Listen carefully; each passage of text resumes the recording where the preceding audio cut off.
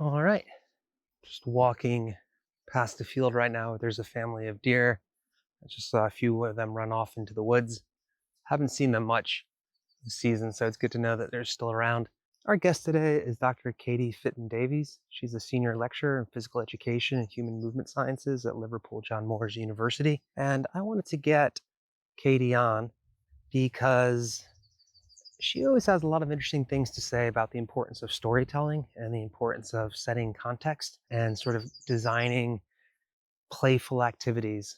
One of her specialties is working with children. So a lot of her research has been specifically on working with kids and sort of designing activities and physical education programs for children. But a lot of what we talk about in today's conversation is obviously just as easily applicable to adults. And it's one of the things we found, especially with our Nature Moves programming, that when we come up with activities and games, setting the context is so important, especially because it helps people think about how these movements and activities are relevant for their everyday lives, which, as you know, we think is really important. I think this idea of anchoring training to everyday life or getting people to think about meaningful activities are really important.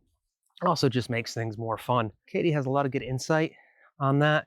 And, just thinking about things like what makes for effective training design, what makes for interesting activity design. And we talk about a lot of other things as well. Katie is a proponent of ecological dynamic models, which I think is really great because it gets you away from that sort of prescriptive coaching style and really gives people opportunities to explore their environment and sort of self-organize and discover movement solutions to the problems you present to them. I think that that is a very powerful way of thinking and working with people, especially if you're someone who just has a background in traditional personal training, where even if you are a great personal trainer, you have all your cues down and everything like that. It really sort of limits, I think, the way that we can look at the world and movement. So I always love talking to an experienced practitioner who's actually tried these things with different populations. So I hope you enjoy this conversation. I certainly did. How to stand on shifting sand. How to bend but stay intact. Okay, I'm here today with Dr. Katie Fitton Davis, and I first found Dr. Fitton Davis actually on LinkedIn. She did a great post, which we'll talk about later in the interview. And I just read it, and it ticks so many boxes for different things that I've been thinking about. So I asked her to come on the podcast, and she graciously said yes. So, Dr. Fitton Davis, thank you very much for coming on. No problem. Thanks for the invite. Yeah, and first question I always ask is, who are you, and how'd you get here? I'm Katie. I'm a senior lecturer in physical education and human movement sciences at Liverpool John Moores University in the School of Sport and Exercise Sciences. I've been there since January 2022. That's where I did my PhD as well. And my kind of main research interest would be kind of the motivation of children and skill development, mostly within physical education context rather than sport or outside of school. I've kind of fell in love with the area. I started in a kind of a pure psychology area, then kind of specialised a little bit more in sport and exercise psychology during my master's. Worked a lot with children in schools because I wasn't really sure what I wanted to do. I knew I wanted to work with kids. I wanted to work in psychology, but I wasn't really sure of the pathway. And then a PhD position kind of came up in Liverpool, John Moores University. A second one, I went for a first one, didn't get it, but they kept me on file. And sure enough, a second opportunity came around and they contacted me and got an interview and got it. So that was the one that was meant for me. Because I said during my master's that I was never ever going to do a PhD because it was just horrendous. Well, no, the master's wasn't horrendous, but I was just done at that point. Yeah, I know that feeling. I did a late master's, and I said, "Oh man, I'm never going back into academia." And so far I've held to that. So hopefully I'm not drawn back in. Yeah, I mean, I said to people it had to be really kind of specific type of PhD to kind of hook me, and this was really, and I was very kind of fortunate to get it. A lot of, I think, stars aligned for me to kind of get onto that one, and that was looking at an intervention to develop motor competence in Year 1 children, looking at nonlinear and linear pedagogy. what is nonlinear pedagogy or pedagogy, depending on how you say it? Yeah, I choose pedagogy. I've never really Ooh, heard that's even better. No one says it the same way, I've found.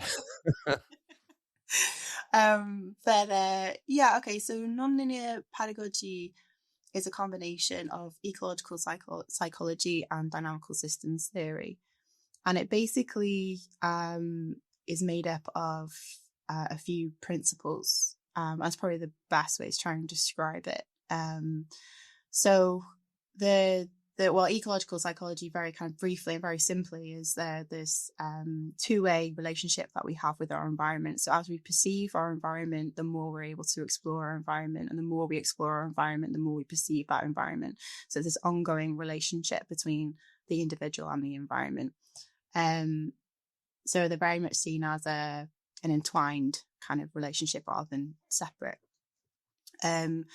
So nonlinear pedagogy, first of all, if you're kind of providing it as a pedagogy for children, you, as a practitioner, you provide what we call a representative learning design, which means that you create practice environments that represent performance environments.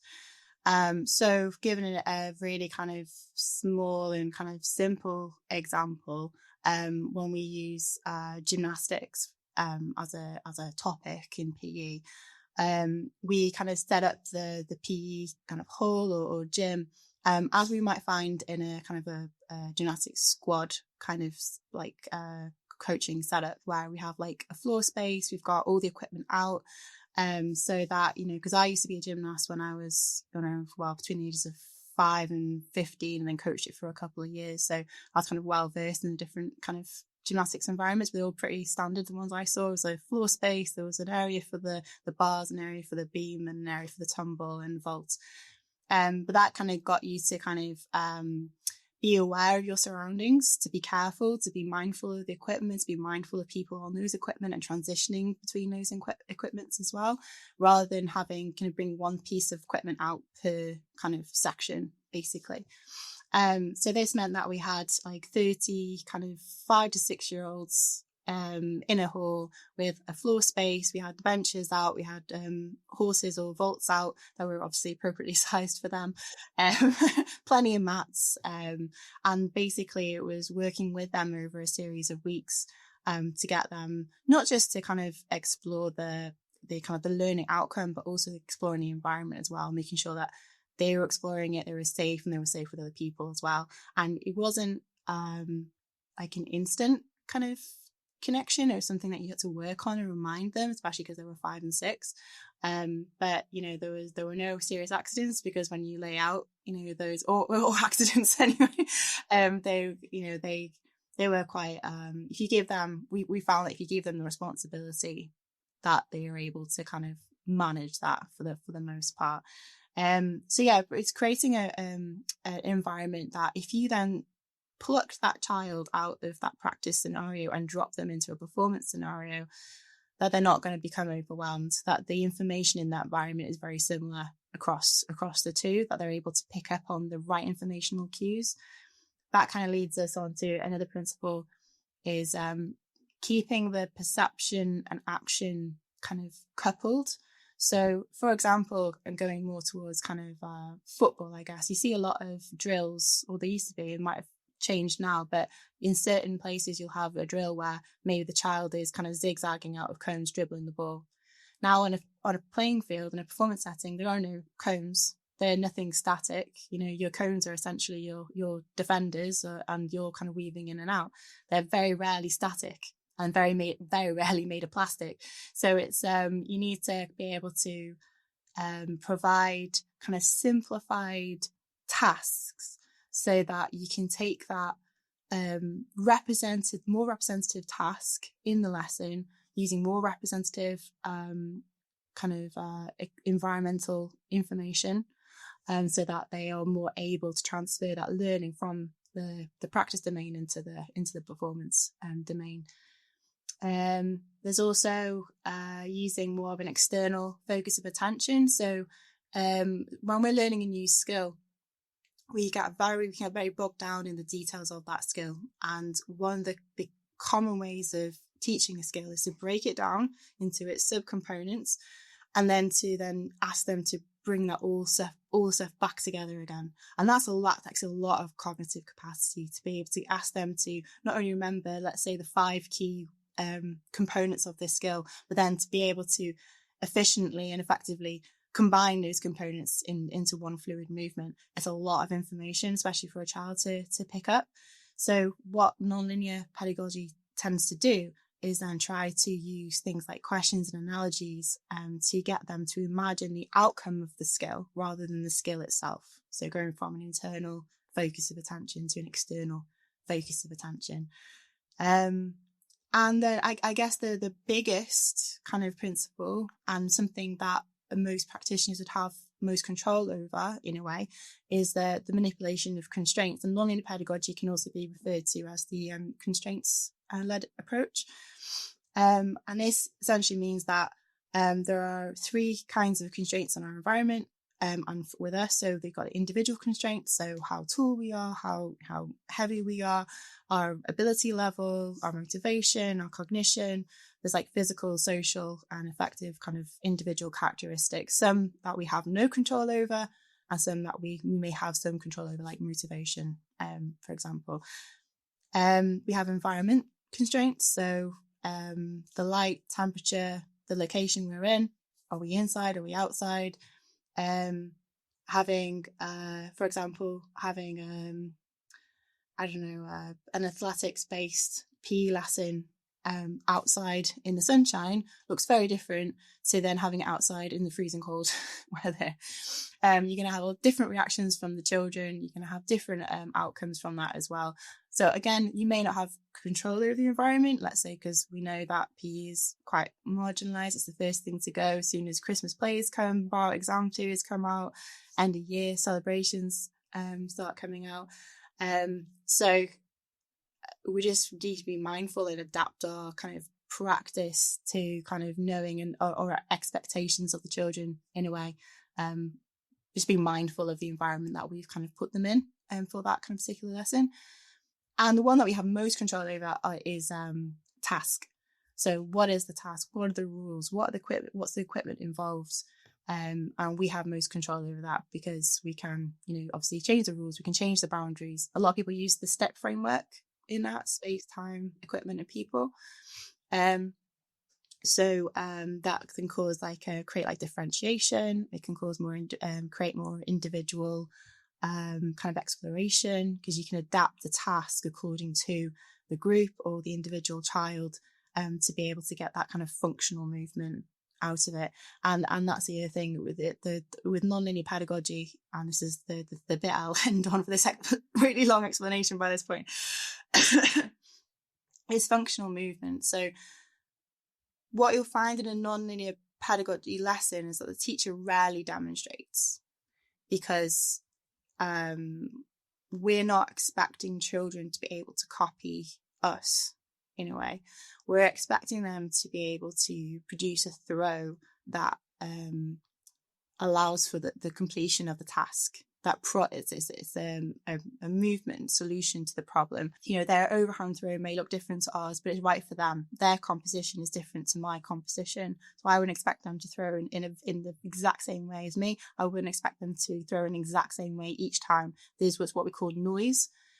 So there's that kind of undulation of functionality from the movement, and the kids can see straight away whether they're, well, depending on the task, how effective the outcome of that skill was. So if, for example, I'm posing a problem, I'd like you to get that ball from you to all the other side of the gym hall. How are you going to do that?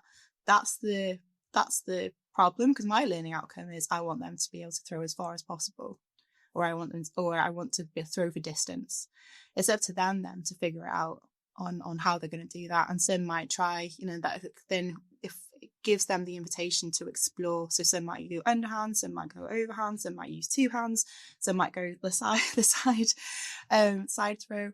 And it's the exploration that helps them to kind of explore and kind of adapt and build that movement repertoire that makes them more creative, that makes them more adaptable. And that's essentially what a lot of talent people are looking for. Like if that's something that the children want to go down, that 1% that make it into kind of that elite type movement opportunity, then they're looking for that creativity, they're looking for that kind of spontaneity, their ability to adapt, to be flexible, to be creative, to be surprising. And then from more of an individual level, the more creative and more adaptable you are with movement, the more you're able to explore your own environments day to day and have that kind of positive relationship with movement. So it works for both. Yeah, I think that's one of the things that a lot of our audience members will be really interested in is this idea of adaptability and how you kind of have this broader transfer to everyday life skills and things like that.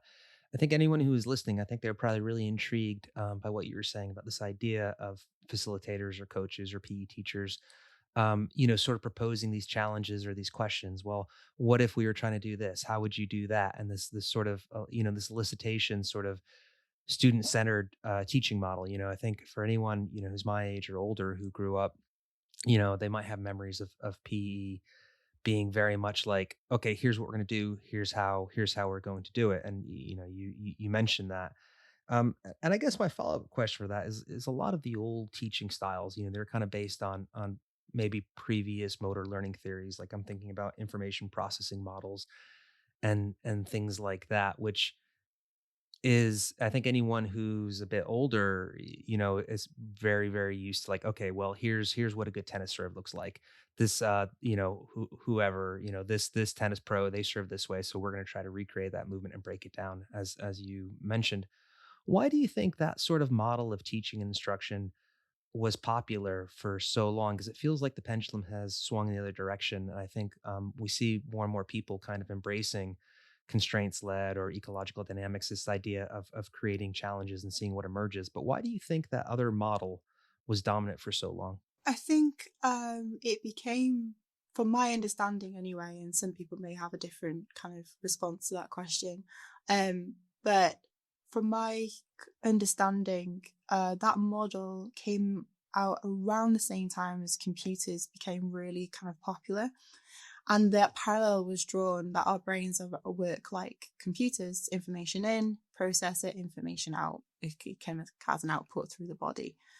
And that kind of married really well with, okay, well, I'm going to give you all this information, you're going to process it, and you're going to replicate, basically.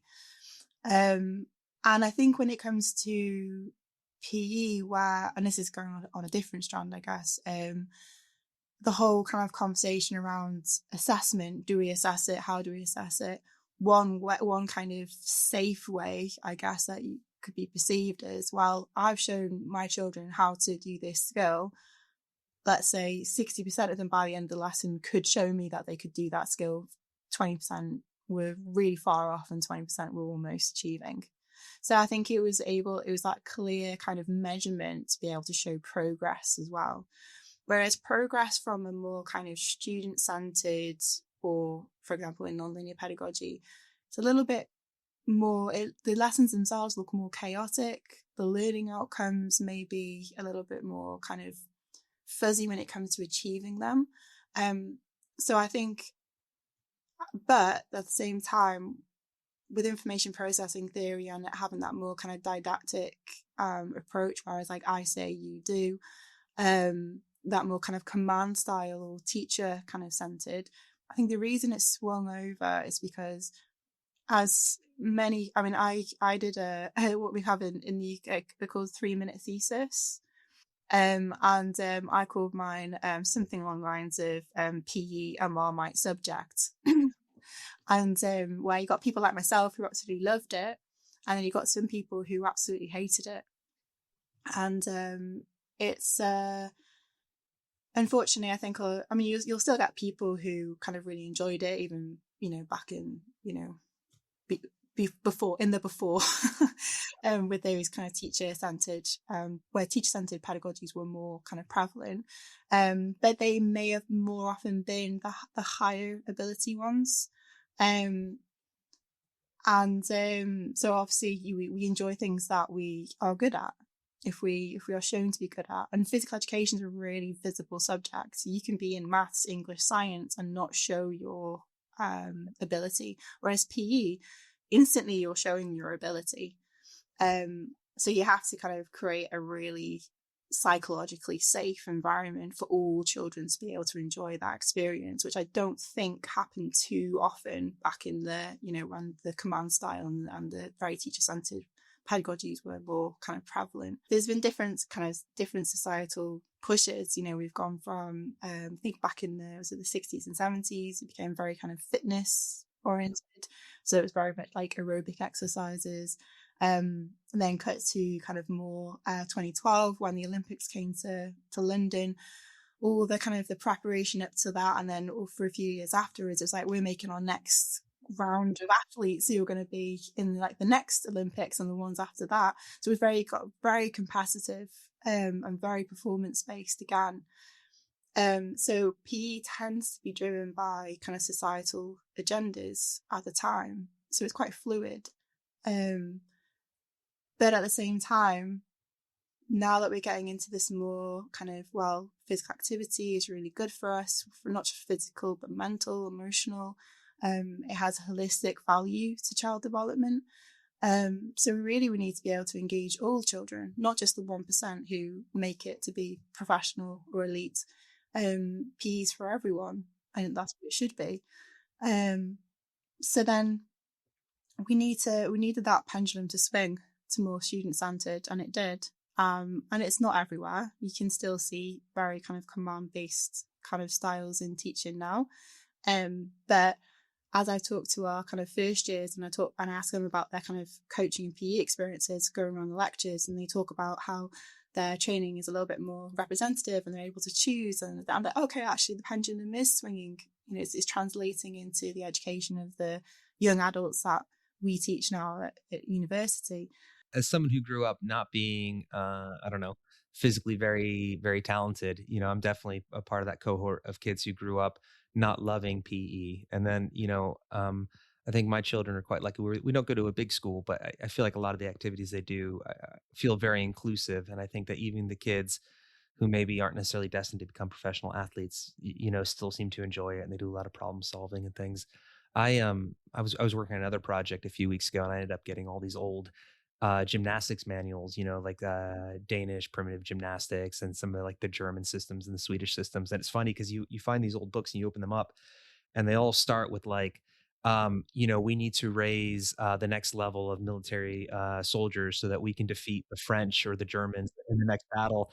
And you see all this really regimented drill style stuff that came out, the 1860s and onward, and probably influenced certain practices like physical aspects of yoga and stuff like that. And it's funny because it is hard, I think, sometimes for certain practitioners or teachers or facilitators or coaches to let go of some of the command assumptions, because sometimes I think it can be comforting just to tell people what to do, especially like you were saying, that element of chaos that you see sometimes when you're using NLP. That you don't always know how things are going to go. You can't control everything. You don't always know how things are going to emerge. And I know for sometimes certain teachers can find that quite anxiety inducing. It's sort of sometimes it feels nice to have everything in its place, but I always found that very prescriptive style of teaching quite stressful if someone was doing it to me, because I would just get myself tangled up. It's like, oh, my left hand goes here, my right hand goes here. Where if I just had time to sort of figure it out in a nice sort of high support environment, I found that I could figure it out eventually. So for me, it's great to see that change. But you're right, it is not equally distributed everywhere. And yeah, it's interesting because, like, going back to what you're saying about how we need to make our next military like ready them for the for the next war or something. I doubt you'd see that. I mean, I'm not very familiar with more like maths and science, but was the same agenda for those subjects as well at the same time. Do we Yeah, need you're the next right. chemists? We need the next mathematicians to be able to break codes and and everything like that. So it's interesting. I think our audience would probably like to know a little bit more about self-determination theory as well, because I think it's one of these frameworks that when people hear it, it immediately clicks with them. And I think it really resonates with people. And obviously it's been used in all different kinds of contexts like organizational theory and things like that. But could you just sort of briefly kind of talk about it in the big picture? Sure. So, I mean, I'll be honest, when I first came across self-determination theory, I was completely bamboozled by it.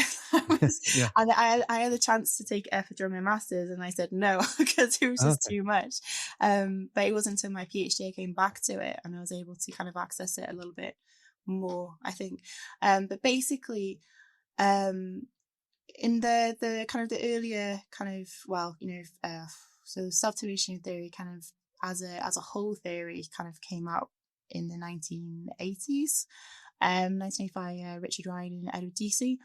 And basically they were propositioning self-determination theory as a theory of motivation that didn't see motivation as a unitary concept. It wasn't that you just had a little bit of motivation or a lot of motivation. That we were basically experience different types of motivation depending on the environment that we were inhabiting. And we can experience more than one type of motivation at any given time. So although we see that from self-determination theory, it's on a continuum. You might see kind of diagrams going from like a motivation, which is a complete lack of motivation or like a lack of intention, and all the way up to completely self-determined intrinsic motivation. And that being, we only participate in an activity for the sheer satisfaction of doing that activity. We enjoy it. We love doing it. We don't gain anything else other than we enjoy that activity. And in between, we have different types of regulations. So we're going from kind of very kind of controlled type motivation to more kind of autonomous motivation. And so if we were to go through it, for example, external motivation, which a lot of us kind of might see within like our work lives or our like education, we see it as that we do a behavior because we want to gain a reward or to avoid a punishment. So for example, in PE, I worked in some of the schools that we were doing the interventions in. I delivered some of the lessons during that time. And we just delivered this lovely gymnastics lesson, and they were all lining up to leave, and the girl at the front was like, "Who's star boy and who's star girl?" And I was like, "What?" They were like, well, "Who was the best?" And I felt really kind of conflicted because they'd obviously been used to this reward system, and who was I to step in and say, no one's getting it, because obviously these are 5 and 6 year olds. They didn't really understand the whole kind of, well, if I tell you that only you were the good one, then it's going to ruin everyone else's motivation. They're not going to understand that. But at the same time, I felt really conflicted by choosing. And I think I did flake out a little bit. I said, "You're all star boys." You're all stars in my eyes. So I think I did kind of flake out on that a little bit, but I was just like had this sense of kind of conflict between. It's tough. It's like, I think as a parent as well, you're always mindful of this intrinsic versus extrinsic motivation. Like how often do you just blatantly bribe your kids sometimes if you're just trying to get good behavior out of them versus trying to, create these long-term systems. And I've got 2 kids and they're totally motivated by different things, and some of them will do almost anything for a gold star, and whereas one of them is just very happy to do the work for the sake of it. I definitely want to talk more about motivation later when we talk about gamification as well, because I think there's interesting tensions there. So as much as you feel comfortable generalizing, if you're going to generalize those takeaways and just, if you were talking to one of your friends or if you were talking just to a PE coach that you just met, what would you feel comfortable generally saying about the takeaways from that research? I would say that if you're wanting to provide choice and volition, a little bit more kind of student or people-based power, then nonlinear definitely has the edge on that one. If you wanted to, because it's inherent within the pedagogy, everything's kind of a choice. They're able to choose how they throw, how they engage with the environment, how they engage with the people around them, the groups that they have, and there's levels of choice. But generally, it's inherent within pedagogy. There's a lot of choice and a lot of volition. So it wasn't a surprise that was significantly higher in comparison to others.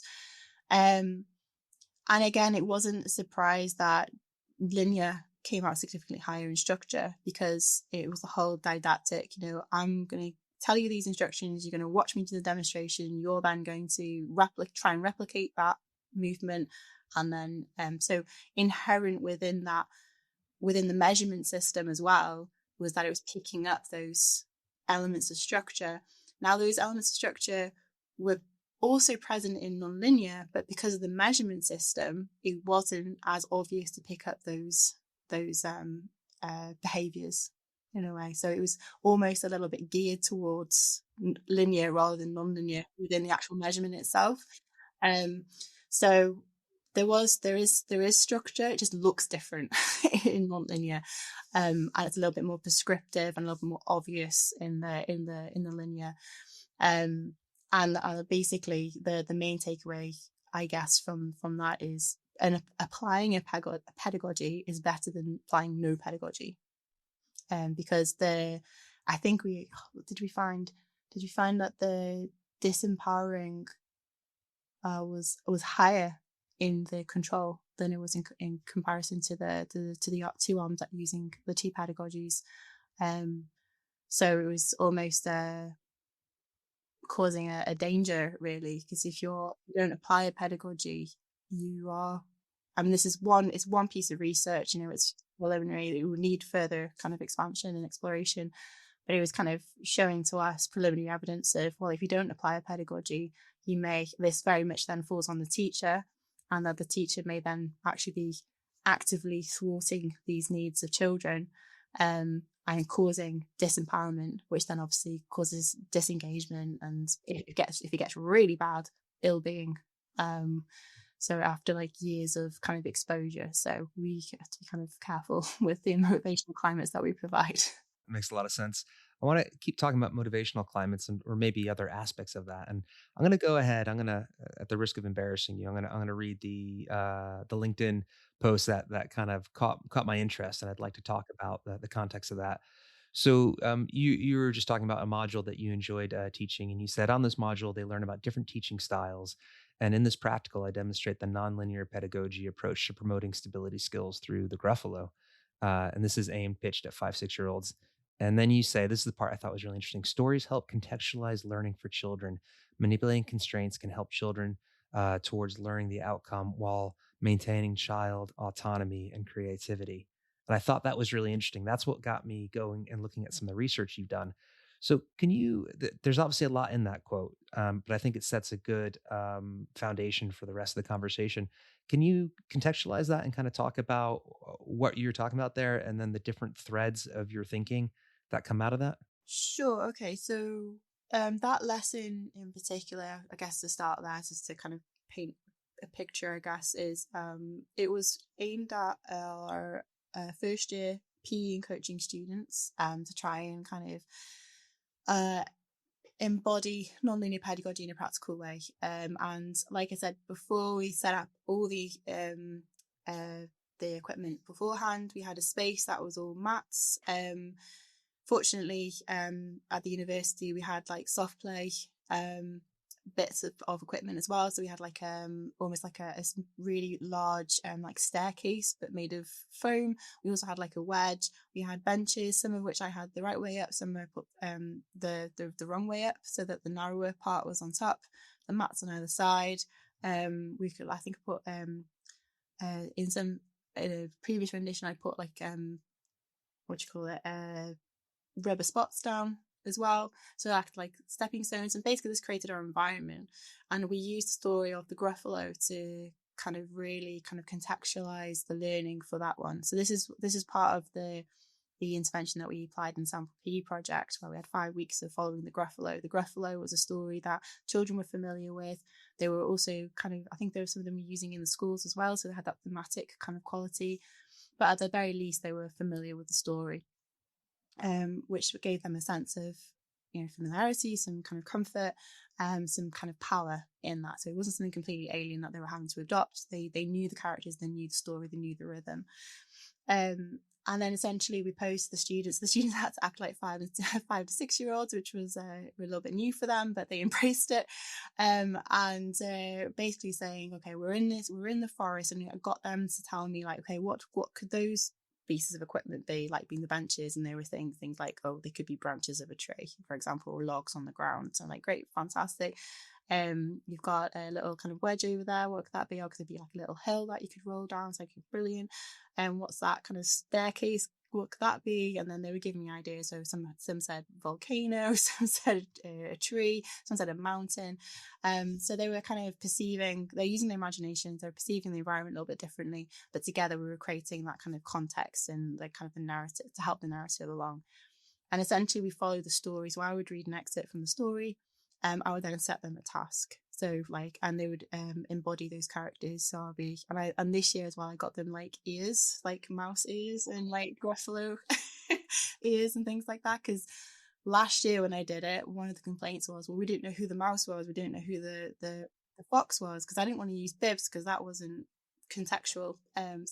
So I opted not to use anything, which wasn't, it worked fine, but that was the limitation of that. So this year I invested in some mouse ears and they really enjoyed that. One of the students' eyes lit up as soon as she saw them. So I like gave them, some of them were mice, some of them were foxes, and they had to move in different ways to those animals. Basically, how does a mouse move? How does a fox move? How do they differ?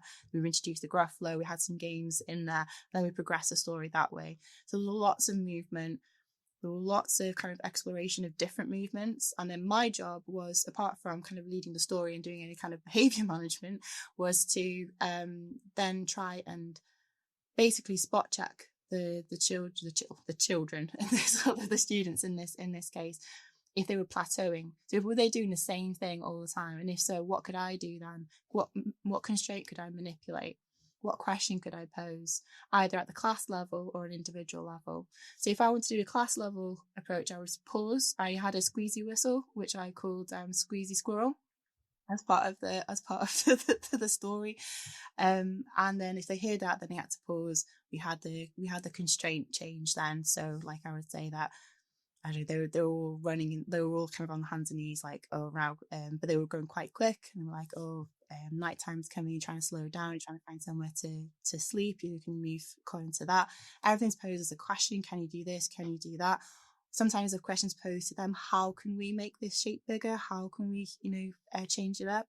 And then they're then either telling me or showing me how they can do that. And they had choice. So one of the games was, so you had which way around was it? The Gruffalo was chosen, and they were to move like a Gruffalo around, and they were all mice and they're running away from the Gruffalo. But if the Gruffalo made eye contact with them, they had to disguise themselves as part of the forest. Then they had to strike a pose, essentially like a tree or a rock or something like that. So they're essentially hiding. So they had choice over what they chose.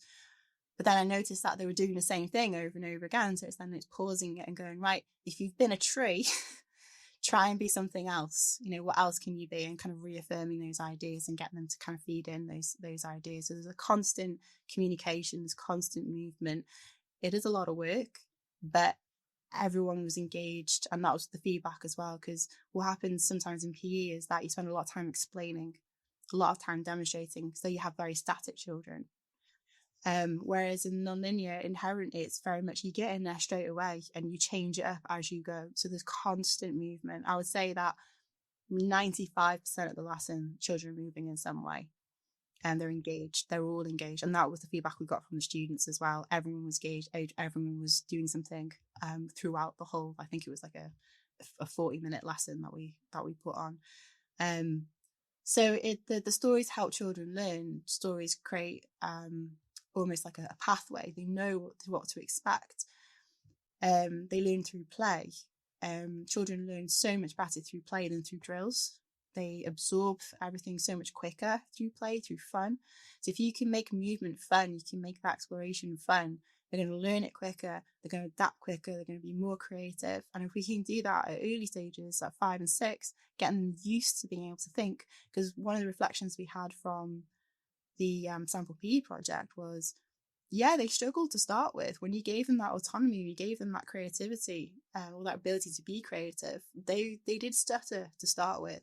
But as time went on, they got more creative, they got more explorative, they got more confident in what they were doing. And what we saw then, one of the assessments we did was for example, one that stayed in my mind a lot, one assessment was we literally gave them a bench and mats around it. And we said to them, make as many shapes as you can with your body, with your whole body, using the bench and the mats. And that's the only instruction we gave.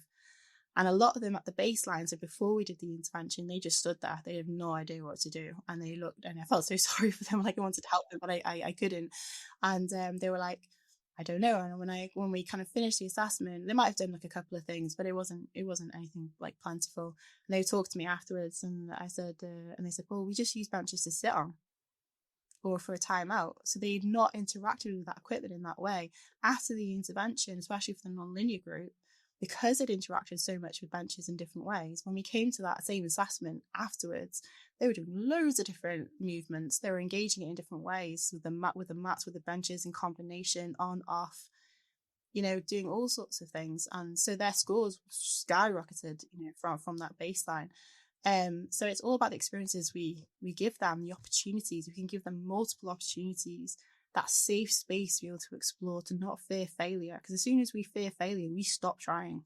Like we don't really want to engage at that point. So if we can create that psychologically safe, motivationally supportive environments for them to explore in a safe way, yeah, it's hard work. You've got to really kind of make sure the behavior's in line. You've got to make sure that everyone's supporting each other. And there'll be pushback from practitioners as well. They're like, oh, there should be some competition and there should be that kind of element to it. Yeah, there's good competition and there's bad competition. How can we support healthy competition? You can win well and lose well. How can we help children be okay with that? I'm going off a tangent. No, that was great. That was really good. Yeah, it's interesting about the competition because we, in the village we live in, there's lots of kids the same age and they have a little primary school. So you see all the kids playing in the woods afterwards, which is really nice. Obviously, not everywhere is that lucky to have affordances like, a small school where people know each other and, there's woods, not having to worry about cars and things like that. But it's funny watching the kids play because it's funny how few of the games that they come up with on their own are overtly competitive. They always have these games where there's sort of this base level of cooperation and problem solving. And it could just be a reflection of the kids. I'm sure other kids the same age would go play a game of football or something. But it's funny to see the imaginative play, how sort of different it is in those assumptions about competition. Um, I want to continue with this because you've done a lot of work on gamification. And as I was saying off camera, sometimes I have this reaction when people talk about gamification because I sometimes think of it in terms of sort of predatory mobile phone games and things like that, or a lot of the classic sort of dark design aspects of sort of getting people to do compulsive behaviors and things like that. Just kind of like some of the worst aspects of what we think of the bad side of video games. Um, but obviously, it's much more complex than that, and I think there are all these benefits to gamification. And I know that when you talk about it, you talk about these different considerations, these different layers of gamification, how we can work that in as a way to be motivating. So, could you talk about that a little bit? Sure. So, I mean, the one of the how I kind of came into gamification very, very briefly was that it was taken like, well, why are games so addictive? Why can we spend hours, or some children spend hours on a console or a phone, like doing the same activity? And is there a way to be able to harness those strategies, but do them but use them for more kind of more holistic outcomes, so that skill, social kind of is more of a positive outcome from it rather than sedentary and isolated, playing those games, to go more, can we harness those strategies in a motivationally supportive way to be able to get children to have that much kind of passion and determination and persistence at something like physical education. So maybe that can be seen as manipulative, but the outcome is, well, if it gets them loving PE and loving movement, and being able to be kind of socially kind of and emotionally intelligent, and developing those fundamental movement skills, so they can then go on to more kind of specialized movements in sports and physical activity and different and engaging in their environments, the natural environments, the more built up environments, then that can only be a positive thing. But essentially there's three layers, and this work has mostly been driven in Spain. I think we're one of the first groups in the UK to kind of drive it forwards. And there's a few frameworks out there that kind of conceptualize gamification, but one that we've used across kind of my work and the work of my ex PhD student, she's now graduated, she's Dr. Jenny Rice now, but she's we've used Verback and Hunter's gamification kind of conceptual model, where you've got dynamics, mechanics, and components. Dynamics being the highest conceptual level, that's where narrative comes in, that emotion-led kind of conceptual level. Then we've got mechanics, and those are things that kind of drive the narrative, so challenges, levels, things like that. Then we've got components, and those are more kind of tangible elements, that tangible component that the child can kind of obtain, feel, grasp conceptually. That then feeds into the levels and challenges, that then feeds into the narrative or the story or the theme. And what we found is that there's some people who say they do gamification, but it's only points. It's a points-based or leaderboard-based, and we would argue that technically you are using gamification strategies, but is it a high-quality gamified approach? And what we're kind of seeing is that when you provide strategies across the three conceptual levels, you're more likely to provide a high-quality gamified approach or gamification experience for the children. So you have to have a narrative, some kind of story that's familiar, age-appropriate for the children. Then within that narrative, you've got a set of challenges that then drive that story forward. And then within those challenges, you might have levels, so like easy, medium, and hard, which either you run through as part of the story, or the children can choose. And usually then attached to those levels are points, and those are the components elements, but usually to drive forward the story. So for example, in Jenna's work, in the curriculums that she developed with teachers and children, points were there to help get them onto the next level, essentially. So they had to obtain a certain number of points before they were able to then go on to the next level, before going on to the next challenge. So it wasn't strictly performance based. It was more, you need to practice this. It was kind of more in the background. The more you practice, the more points you get, the more then you're able to then go on to the next challenge, essentially, and then next part of the story. And that's generally it. I mean, I created with help from colleagues in Coventry when I was there at the time. We had an at-home based gamified, and that was the first intervention that I'd done with gamification. It's parent led.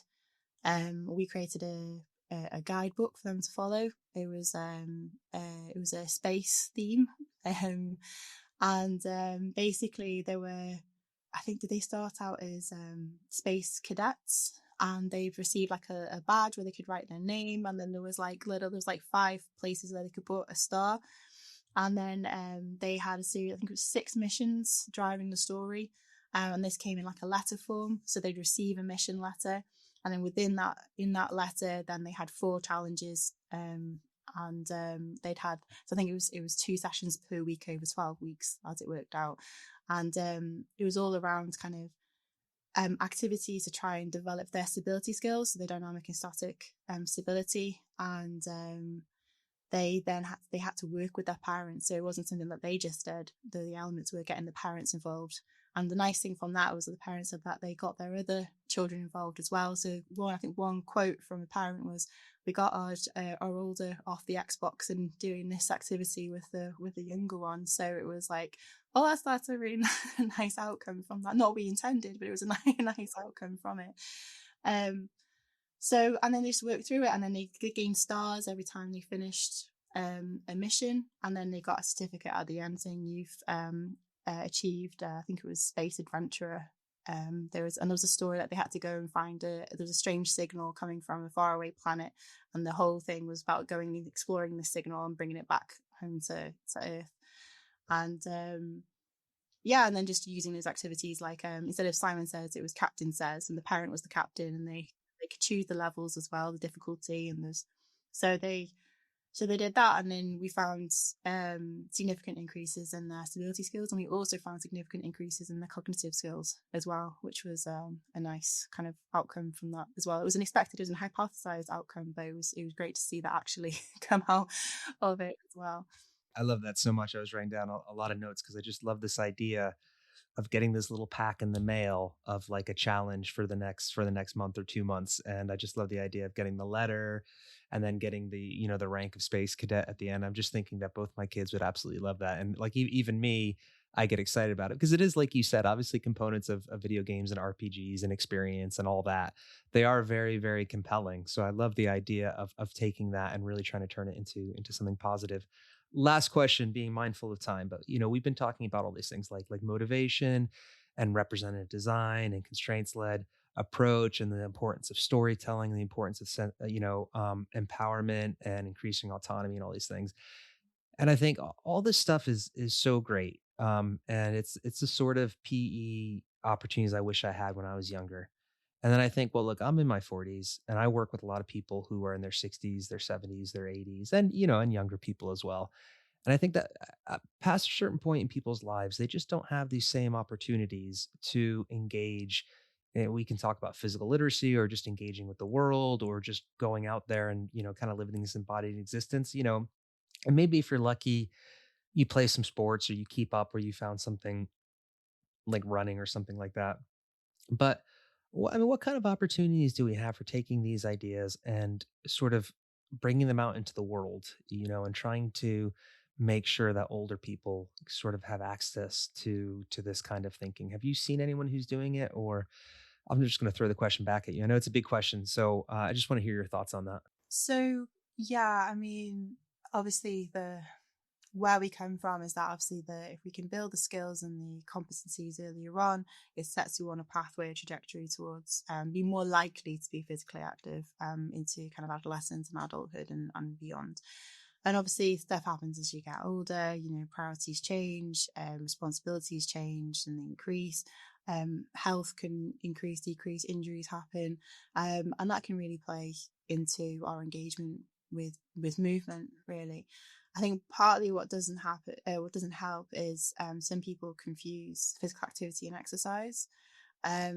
So they think that, I mean, obviously the guidelines are we should do on average 60 minutes of moderate to vigorous physical activity per day, 150 minutes per week. Some people then interpret that as exercise and they have to go to the gym or they have to go for a run to get that kind of heart rate up. And that's kind of all the structured exercise regime that they need to put in place. And unless you are somebody who enjoys that type of kind of regimen and that challenge, that personal best and things like that, that's really going to switch you off from enjoying the movement that you're doing. Physical activity and exercise are different. What's the analogy they can use here? That all exercise is physical activity, but not all physical activity is exercise.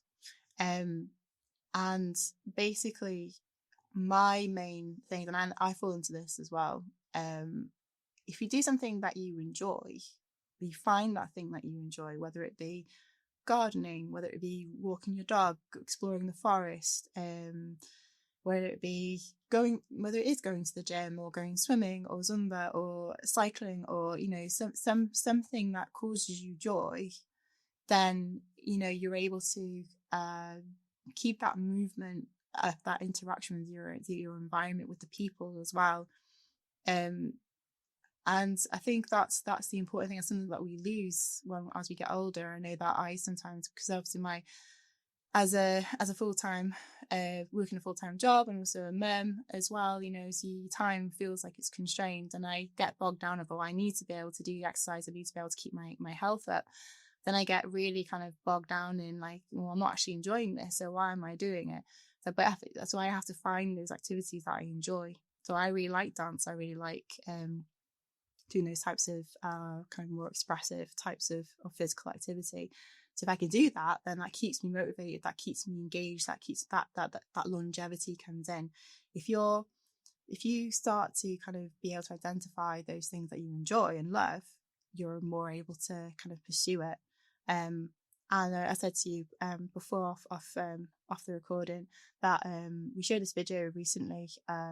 It was for some sport brand, and they interviewed some children. And we're talking 6 to 10-year-olds, saying like, why do you like exercise, or why do you like physical activity? What do you like about movement? And they talk about all these fun things that they were doing. They enjoyed this and they enjoyed that, and they found this fun.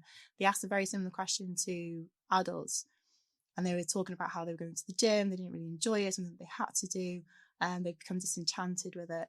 But then they would play the recording of the children to the adults. And a lot of the adults are getting misty-eyed because they was like, they're remembering, God, like that's what movement used to be for me. I used to enjoy it. I used to be able to hop on one leg. I used to be able to hula hoop. I used to cycle around, for hours on end. I used to really love movement. And it's kind of basically reconnecting a little bit with that idea. I think if we can keep that childhood passion, or at least try and approach it or come at it that way, we'd have more active people because they'd just be wanting to move rather than feeling like they have to move. Katie, thanks so much for your time. I really appreciate it. Thank you.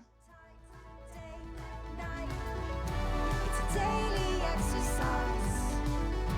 It's a daily exercise. It's a daily exercise. Okay, so that was my conversation with Dr. Katie Fitton Davies. I really enjoyed it, and I think there's a lot we can learn from it and apply to working with whatever populations that we do. As she said, giving people the freedom to explore and making movement meaningful really helps it stick, and it can kind of help create this sense of agency or autonomy or physical literacy, if you want to think about it that way. A lot of good things came up in the conversation. Really makes me think about how much of the playfulness and sort of wonder in movement has been stripped out by applying sort of gym logic or spreadsheet logic to everything we do, which isn't to say that way of thinking isn't valid. The problem is people treat it as that's sort of the only way to think about movement. So I'm glad that we have people out there who are really challenging that, and especially in regards to PE, because a lot of people we talk to, a lot of people who are in their 30s, 40s, 50s, 60s now, they have sometimes really bad memories of their PE classes. And I think a lot of people, there's sort of negative narratives around movement and exercise and physical literacy and things like that really started from bad physical education experiences. So I really enjoyed talking to some modern PE practitioners who sounds like they're really making PE fun and inclusive. And hopefully it means that the next generation that grows up won't have these horrible memories of PE, but will grow up having a real positive relationship with moving and their body and the environment around them. All right, thanks for Katie to coming on. If you enjoyed this, please do leave a nice review on wherever you listen to podcasts, and also please leave a comment because we really enjoy reading them. Thanks a lot.